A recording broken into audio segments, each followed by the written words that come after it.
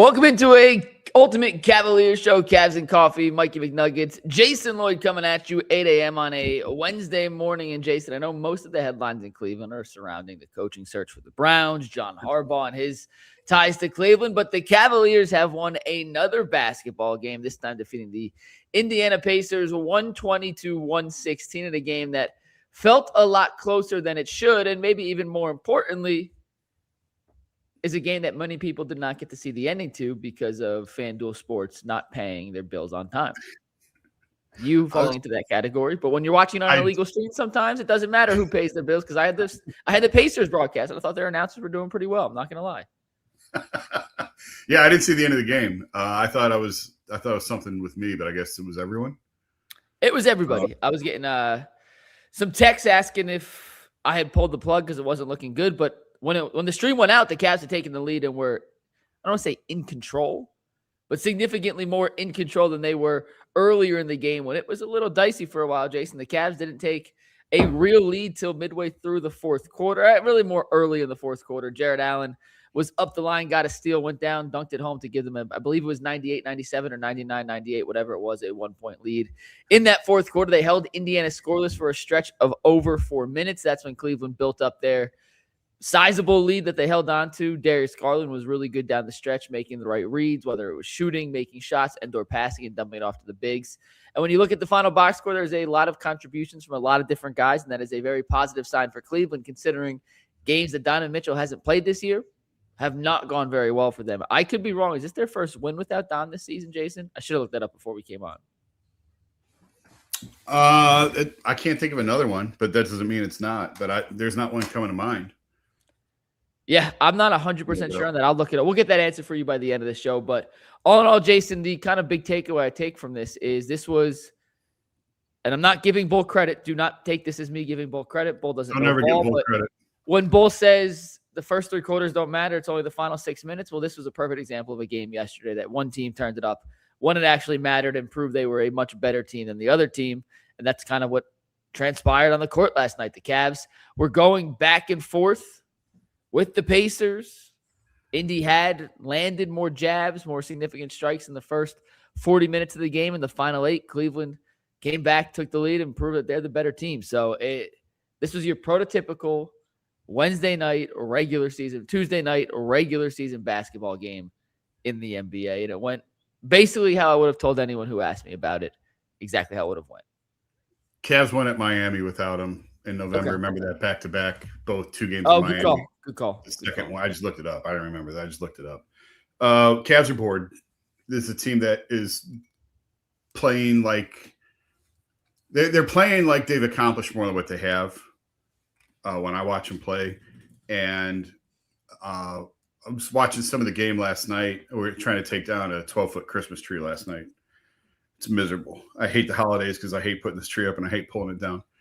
But I was watching the game, like I was thinking back to I used to joke all the time during the championship era that they like to set their own house on fire just to have the challenge of trying to put out the fire.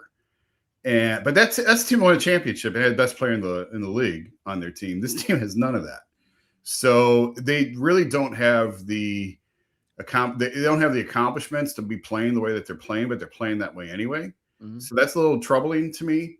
But they're playing like a team that against some inferior opponents knows how many times we talked about this, and you just alluded to it. We're going to play hard for 4 or 5 minutes to win the game. Yeah.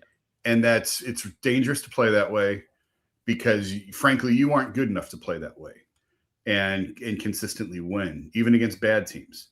And we've seen some bad losses this year out of them. So, I mean, listen, you know, Donovan, that's fine. It is the worst team in the league. You should not be. This should not be as close as it was, as late as it was. That was totally unnecessary. They should have blown Indiana out, and it's not very often. Like we've tried to make a lot of excuses for them all year long, and because of the injuries, because of just a lot of different reasons. But I'm getting kind of tired of making excuses for them. It's January 7th.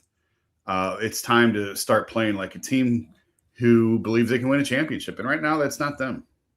Yeah, it's on the one hand, it's encouraging that they're finding ways to win games that earlier in the season, Jason, it felt like even though they should have won, they lost. And this was a game that earlier in the season, I feel like they would have lost just because they weren't able to get out of their own way. But on the positive side, I thought Darius looked as good as he has all season, 29 points and 30, Yeah.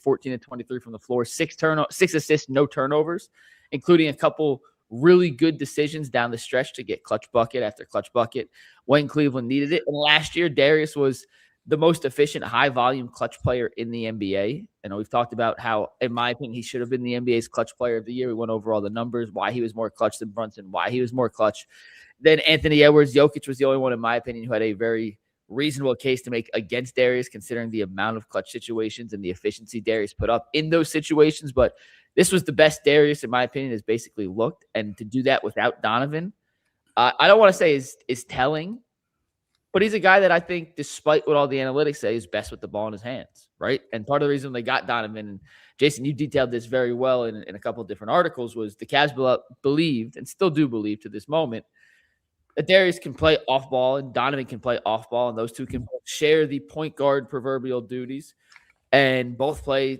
the two guard at the same time. That may be true, and we've seen and have a ton of proof that those two can coexist together and you can be successful.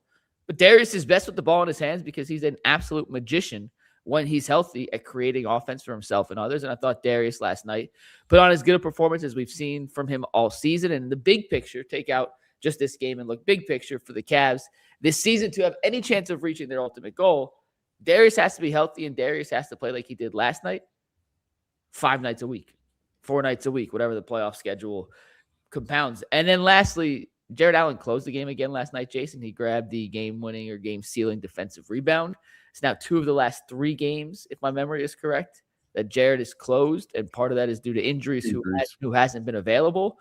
But maybe Kenny Atkinson is taking a different approach and taking a look at what is our best closing lineup. And it's kind of crazy to say that they had to experiment with that against an Indiana that has lost now 13 or 14 in a row and is the single worst record in basketball. But hey, it's a make-or-miss league. Indy made some shots early, give them some credit.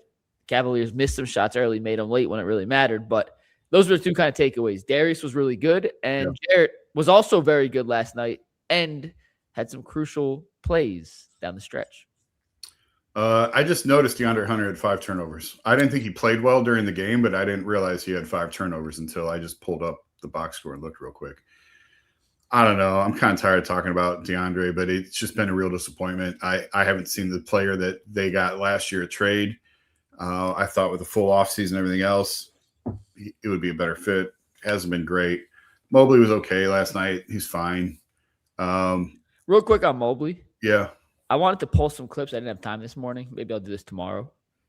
He's got to stop fading away when he's close to the bucket, man. He's done his whole career. I know, and I thought you grow out of it, and it goes against every basketball instinct I've ever been taught and have ever been around, that certain guys just, they shy away from contact. And I thought as he got stronger, he was so – when you're that young, when you come into the league at the age Mobley did, and you're that kind of frail and your frame is slight, like naturally you're going to play away from contact because you don't have the strength yet to combat some of these monsters, these grown-ass men, Jason. But even now, there was a play early in the second quarter, maybe it was late in the first quarter yesterday, where the Cavs got a switch through to Mobley. He had TJ McConnell or Neesmith or some guard, whatever it was, a significant size disadvantage in the restricted area, and he missed a shot. But it was a good shot. It was just it was just one that you happen to miss. And I was like, yeah, that Mobley was going into the bucket, just missed the layup that he makes 95 out of 100 times.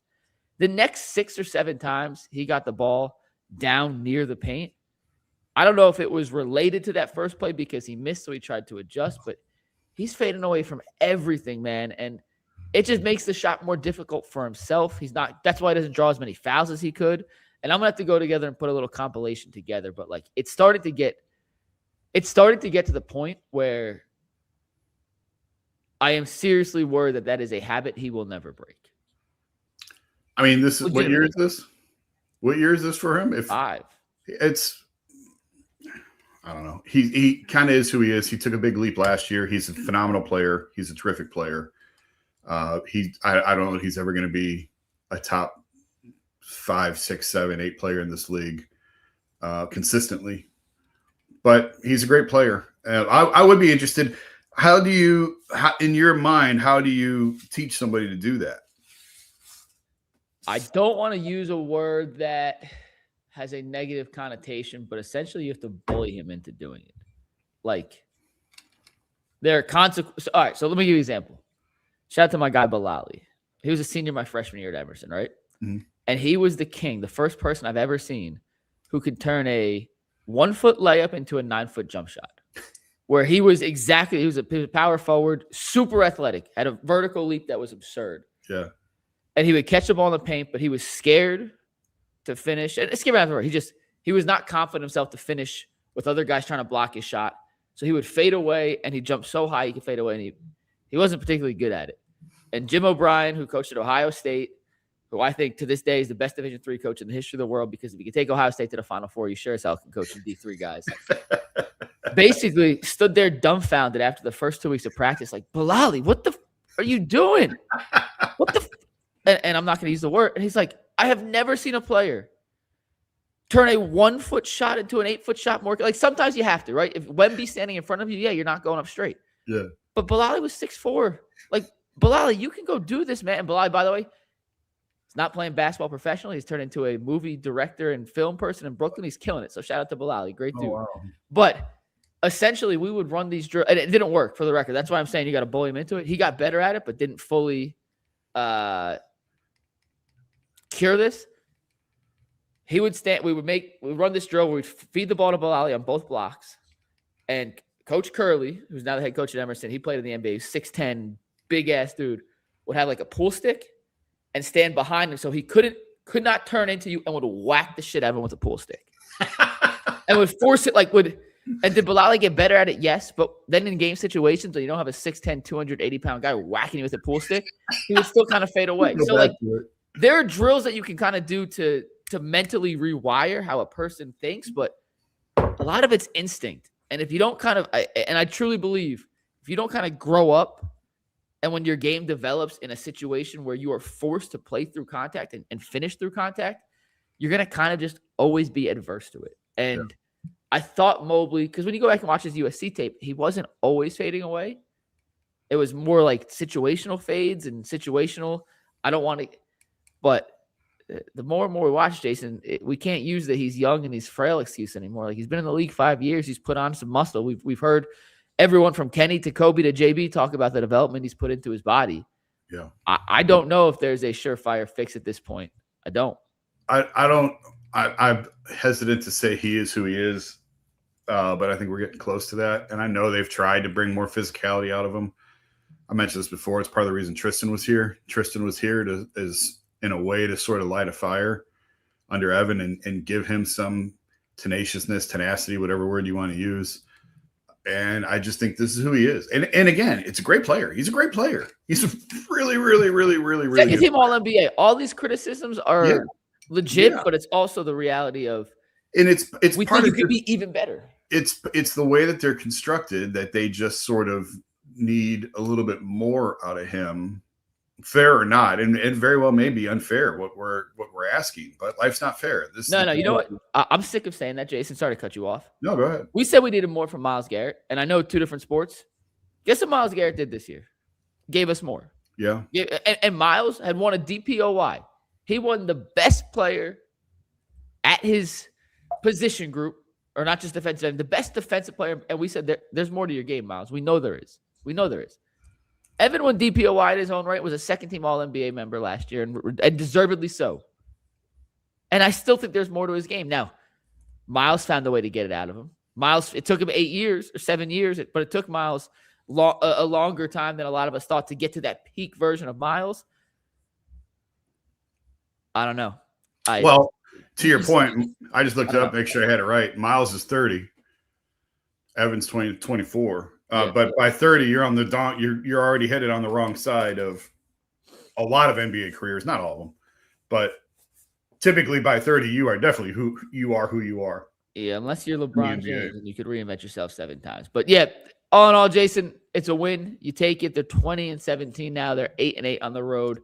They have been playing better basketball of late. They lost to Detroit over the weekend in a back-and-forth game where they just got smoked in one quarter. I thought they outplayed Detroit for about 2.5 quarters. You don't have to dive back into what happened on Sunday, but they're playing better but they are still not playing good enough, consistently enough to be put in that title contention spot. But for what it's worth, Yeah. OKC is 6-6 in their last 12 games. The Cavs have a better record in their last 12 than OKC does. So all teams go through little mini slumps and stuff. The issue is this is OKC slump, and we're talking about the Cavs playing their best basketball of the season right now, and they're both not where you want to be. I don't know what 10-second rant or sidebar. I don't know what podcast it was, but did you see Kevin Love talking about OKC?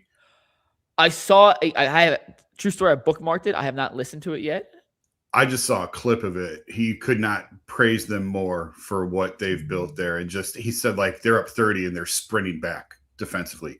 It's the little things like that we may not pick up or see, or no, you might because you played, but the average fan isn't going to notice that. And Kevin's like, they're up 30 and they're sprinting back. And that comes from, and I don't believe that's coaching, but I don't want to say Dagnall is not responsible for that whatsoever. So like coaching does play a role in it. I believe those kind of things come from your best players. And if you see, and I'll use OKC for example, if you see SGA chasing down a guy in the middle of the third quarter when they're up 20, that's when the bench comes in, you got no choice. Yeah. You have no choice. You have to follow that model. And I was talking to a G League coach the other day, and one of the privileges of knowing and perks of knowing and being pretty good friends with some guys that coach around the league is they'll send you stuff and ask your opinion and vice versa. And he sent me a clip from their game last week. And he said, hey, what do you notice about this play? And it was a defensive transition. Guy he got fouled, but it was a nothing play. I watched it 4 times and I'm like, nothing. Like, there's something he wants you to notice. Yeah, and this is too specific of an ask for me to just like, you fouled him. He's getting 2 free throws, whatever. And he goes, nah. He goes, watch where this player starts the play and watch where and the guy who fouled him, watch where he starts and watch where he ends. It was a 2-point game in the third quarter. And I wish there's a better diagram. The defensive player who is on the team of the coach who sent me this is like 4 steps behind the offensive player. The offensive player does not take like a little stop and gather like Donovan did on Christmas when Tyler Kolek was able to catch up. Yeah. But the defensive player busted his ass and made up 4 steps of ground, which on a professional basketball level, making up 4 steps in about half court distance, damn near impossible, and saved a wide open dunk. And he goes, man, this is going to be the first clip I show on our highlight tape tomorrow when we watch film. Yeah. And they won the game in overtime, by the way. This was in the third quarter. He goes, I don't care what we did in overtime. This is the first clip I'm showing. I said, why? He goes, because if everyone played with that kind of energy and hustle, we don't need overtime. We win that game by 20. Yeah. And I was like, well, that's why you coach and I talk about it. Like, you picked that up immediately, and I had to ask you like an idiot, what the hell am I looking at here? So there's a difference. But yes, it comes from your players, man. It's really hard to lollygag and not rebound and not get back on defense when your best players are playing with 100% intensity nonstop. And OKC, to their credit, it's kind of why they won the championship last year, Jason. They were deeper. They were more physical. Yeah. And for 48 minutes a night, regardless of who was on the court, I was going to say something that I definitely shouldn't say because it would have been clipped and taken out of context. But they're on you. Just put it that way. They are on you. Yeah. All right, Jason, we got to get to one other thing today. We don't have a sponsor on UCSS, but I still have to click this button because it helps us find where we change subjects. Hit the like button, hit the subscribe button. We appreciate everybody who tunes in. We're going to read a couple of viewer comments at the end. And we love you guys. We do. Most of you. All of you. All right, Jason. The Cavs announced yesterday that Max Strus recently underwent evaluation and imaging on his left foot following offseason surgery to repair a Jones fracture. According to the Cavaliers, the evaluation and imaging revealed positive progress, but additional time is required for the fracture to fully heal. Strus will continue to advance in the rehabilitation and conditioning phase of his recovery, along with ongoing medical treatment. He's scheduled for a follow-up evaluation with Dr. David Porter, who performed the procedure in conjunction with the Cavaliers medical and training staff within the next 4 weeks. Further updates and his next steps will be determined following that evaluation. So we do have finally some news on the Max Strus situation. The news is he's still at least a month away, which puts us past the All-Star break, or right around the All-Star break at the earliest now, Jason. Yeah. Jones fractures are no joke, man. The bone that you break in your foot is like yay big. It's like the tip of your finger, but it takes out some of the world's best athletes. And I never thought I would say this, but the Cavs need Max Strus back. And if this thing continues to be a delayed return to action, it could get ugly for Cleveland in the playoff. They need shooters at all costs right now. Everything you said is right. Yet at the same time, I don't look at this as some huge setback, because the worst thing I was afraid of, I was concerned it may go the other way on this. They rush him back? And where he comes back too soon, because that's been, I know it happened with Durant. We talked about this on a pod over the summer, I think, and I don't remember the list, but like this is one of those tricky injuries where guys think they're okay. They come back too soon and it causes all sorts of problems. They got to go back in and have other surgery, and it just ruins the entire season. Yeah. So I'm not concerned at all at this point. I mean, if we get a month out and then they say it's another month, okay, well, yeah, now the clock is ticking. But right now on January 7th, it's better to go this slowly than to go the other way. There's some injuries you can, like, guys can rehab and shave some time off the back end of rehabs and they can come back ahead of schedule. This is not one of them. And just look at the history of the injury and guys that have tried to do that as proof. So I don't think this is a big deal at all. He's back after the All-Star break. That's enough time for him to re-ingratiate himself, knock some of the rust off, get his legs under him, get his wind back, and have him ready for the playoffs. Now, if we get to the All-Star break and they say it's another month, okay, yeah, then we can have a different conversation. Right now, I'm not there yet. Yeah, it's much better that they're playing it safe than rushing him back. I have never had a Jones fracture. I know multiple people I played with who did have Jones fractures, and because you feel like a superhero and a superhuman, a little tiny bone won't hold you out. Every step you take, it's almost more debilitating than what Darius went with his big toe, because it's the opposite end, and you can't put a steel plate underneath it just to deal with the pain tolerance. Unless that bone is fully healed, you cannot get back on the court, and you cannot be an effective basketball player. The Cavs need Strus back, Jason. Yeah. Sam Merrill has been playing out of his freaking mind, and some of the shots he made last night, he had a between-the-leg snatch-back three off the dribble. I'm like, Sam, like, what? But he's been that good. And he's the only real spacing option they have that is knocking down triples at a consistent basis right now. Now, Max Strus, is going to need to work his way back. I do think he needs at least a month, Jason, at least a month to be ready for the playoffs, because when you're off for that long, and I'm going to read once again from the Cavaliers' actual post, in a month, he'll be able to resume the conditioning and rehab portion of his recovery, which means they didn't mention basketball or on-court activity. Correct. So Correct. He still has to get back not only into basketball shape, but into basketball rhythm, finds his jump shot. Yeah. And right now, when you look at the Cavs, bro, they need spacing. They need as much space as possible. If you're going to play two bigs, you have to have the other three guys who can space the floor. That's why some of the two big lineups, depending on who else shares the court with them, just don't work offensively. Strus and Merrill are by far their two best non-ball dominant floor spacers, and that's why Max is so crucial to their offensive efficiency, offensive effectiveness, and he's a bit crazy. And if you thought Max was crazy last year, try having Max sit on the bench and watch all the struggles this team has gone through and let all that frustration wind up like a little wind-up doll, and then all of a sudden you pull the cork, he's going to go nuts. And I mean that in a good way. Like, he's going to inject something to this team. I truly believe they need, like I said the other day, you need an asshole on your team. And they're not bad people. They just play like assholes. Strus, Craig Porter Jr., Jalen Tyson, Thomas Bryant. Those are the four I use the word proverbial. I don't even know if I use it right. I just like that word. I'm going to stop using it. They have those are their four asshole players on the team, and they need Strus back. But I'd much rather than be cautious, because they need Strus for the playoffs. They don't need Strus for March. They don't need Strus for February. They need Strus for April, May, and June. And if it's going to take him an extra month and a little extra time to recover so he's capable of playing in the months that matter, then so be it. Take your time, be cautious, but they need Max Strus back. And you made a good point. He's not going to be back on the court in a month. This is another reevaluation in a month. If he's back in 6 weeks, 7 weeks, that's a win. That's March. I mean, right now, if it's 4 weeks to be reevaluated, then it's got to be at least 2 weeks. That's early February. End of February, beginning of March. Yeah. If he's back by then, to me, that's enough time. There just can't be another setback. Yeah. You had a little buffer time for one setback. They're not even calling this a setback, but for the sake what of was the what original timeline that they gave? It was right around now, wasn't it? right around now. Yeah. 2026-ish was what they said. Yeah. So. But I remember having this conversation when he first got hurt and saying, like, this is one you cannot screw around with. You've got to get this rehab right. So this is fine.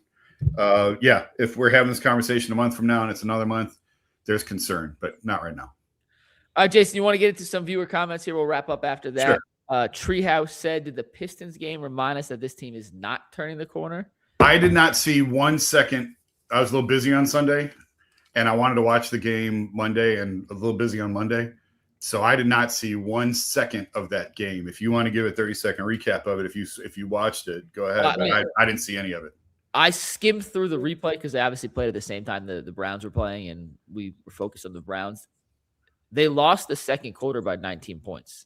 They had 47 points in the second quarter. Second quarter has been an issue for Cleveland all season long. I don't know after last night if it changed, but I built a graphic before yesterday's game. They had the 30th best net rating, which, by the way, is the worst. So the single worst net rating in the second quarter of any team in the NBA, Jason, at minus 14.5 was their net rating in the second quarter. So just an abomination in the second quarter. That was highlighted against Detroit. Other than that, they were right there, if not outplaying Detroit for the other three quarters. But when you have an abomination of a 12-minute stretch like they did in the second quarter, it is very difficult to win a basketball game against a good opponent. Yeah. So I'm not super worried. It was one terrible quarter. The one thing I will say, if I was Kenny, their top 7 net rating, first, third, fourth. They're dead last in the second. So I would have to reevaluate. You have a big enough sample size that if I'm Kenny Atkinson and that staff, I'm reevaluating my rotations and some of my substitution patterns to avoid having to play those particular lineups or certain particular lineups for that long in the second quarter. Yeah. Donovan and Mobley this season have been the first guys to come out of the game, Jason. They let Darius and Jarrett play the longer stretch in the first quarter. Maybe I would consider switching those two just to see if it gives you any change and leaving Donovan and Mobley in for the long first quarter stretch, putting Darius and Jarrett on the shorter version so that it flip-flops in the second quarter. Some of the matchup and lineup data we have with Craig Porter Jr. alongside Darius has been pretty good, but he's playing more with Donovan in the second quarter. There are some minor tweaks. I don't have to get super nerdy and super into it. I don't have the numbers in front of me, but I would look into changing up some of my rotations, specifically in the second, at the end of the first quarter leading into the second quarter. Yeah. Because you can't have a minus 14.5 net rating in the second quarter and expect to dig yourself out of holes like that on a consistent basis. You're just putting yourself in a bad situation too often. I love Kenny. I know you love Kenny. I think he's done some really good things here. I think the way that he's used Mobley is better than he was being used before. But I'm thrilled that JB's having the success that he is in Detroit because I tried telling everybody JB's not the problem here, guys. And he's a really good coach, and I'm glad that he's being able to prove that in Detroit. That's all I'm going to say about that. J-Bone says, how do we leave three-point shooters so wide open? I don't get it. What are they so worried about defending? We all know threes are the thing. I don't know where the Cavs rank in opposing open by NBA.com tracking data rates they are. I feel like they give up a lot of open threes, but I feel like every team gives up a lot of open threes. Yeah. I don't think that's a Cavs-specific issue. Right now, when they're playing with the one big lineups, I know they're clamping down because Mobley's either – it all comes – J-Bone, I'll answer with this. They have to be better at not letting guys beat them off the dribble from the perimeter. Like that is the number one thing the Cavaliers have to improve upon, in my opinion, because then it puts them in bad defensive rotations in the one big lineups. It forces Evan and Jarrett to step up. When they step up, the guys in the corner have to shade down to cut off the dump on pass for a little easy dunk, and that leaves the guys wide open in the corner. So how do you stop that? Don't get beat off the dribble in the first place. Keep your man in front of you. Much easier said than done in today's NBA. But the Cavaliers, and they're not great at it. Darius, Donovan, Sam, not necessarily their forte as basketball players, but they have to do a better job. They have to do a better job. They have to get better as a team at keeping guys in front of them on the perimeter. Big Papa says we need to rebound better. Did they win the rebound battle last night? I had the box up a second ago. I can find it. Did they win the rebound? Why do I not see? Let's see. ESPN changed. They had 48 rebounds. Indy had 32. How'd you find that so fast? I had the box score up already. Oh, all right.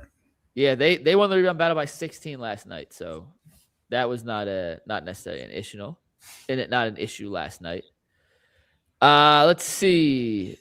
C. Trout says we make most below average players look like all-stars. Last night, Jay Huff looked. By the way, do you know Jay Huff refused to dunk forward? You were breaking up. What'd you say? Do you know Jay Huff, who had a really good game last night, only reverse dunks? I did not know that. It is the fun. I'll send you a video. Someone put a compilation together, man. All he does is reverse dunk. Like it's some glitch in his brain where he cannot just regularly dunk. He has to turn around and throw it. But he's actually pretty good. J Bone says Jason McNuggets, just reminder, shake off the haters. Y'all get a raw deal on UCSS. Thank you.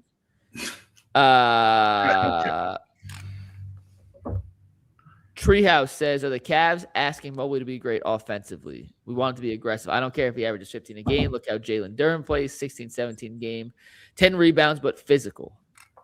Jalen Duren, when he came to Cleveland last year, and I wasn't at the game Sunday, but I took someone with me that saw Jalen Duren in person, like, that dude's not real. He looks like a creative anime character, Jason. All jacked up, giant traps, giant arms. I just don't think Mobley can play the way Jalen Duren does. And Mobley does things that Jalen can't do. Like, Jalen cannot do some of the things Mobley does. I don't think Mobley can do some of the things Jalen Duren does. They're just completely different body types and player archetypes, for lack of a better way to put it. Let's see if we got any more. C. Trout says need Strus back ASAP. I agree. He brings the toughness. Michigan. He's a glue guy. Max is a glue guy on this team. Yes, 100%. Michigan Hendra says, I see y'all didn't talk about the Pistons, L. Haha, we did. There you go. Must have sent that before we did.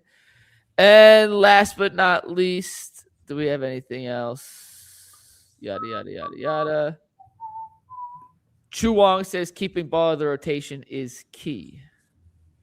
Yeah, he has not been good this year. Him and DeAndre Hunter have not been the additions to the bench the Cavs needed, but we'll see. They played the Minnesota Timberwolves 2 times in the next couple of days. They're in Minnesota Thursday, home at 1 o'clock on Saturday, Jason. I would like to petition the NBA to give Cavaliers only 1 o'clock Saturday games from now to the rest of the season. Yeah, that's nice. Make my life a lot easier. So it's also on Amazon Prime, nationally televised game.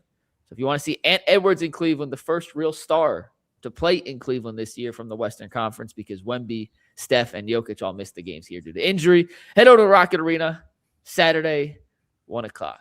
Any final thoughts, Jason? Are we good to wrap up here? No, go ahead. I was thinking about that start time, if that has to do with the end of college football, or if that's more of an Amazon thing, or that's unusual to have a Saturday afternoon game. The college football game is Thursday and Friday. I don't think there is a college football game on Saturday. Well, that's what I'm saying. Like, now that it's NFL playoffs. They don't want to compete with NFL playoffs. Oh, well, yeah, that's true. Yeah.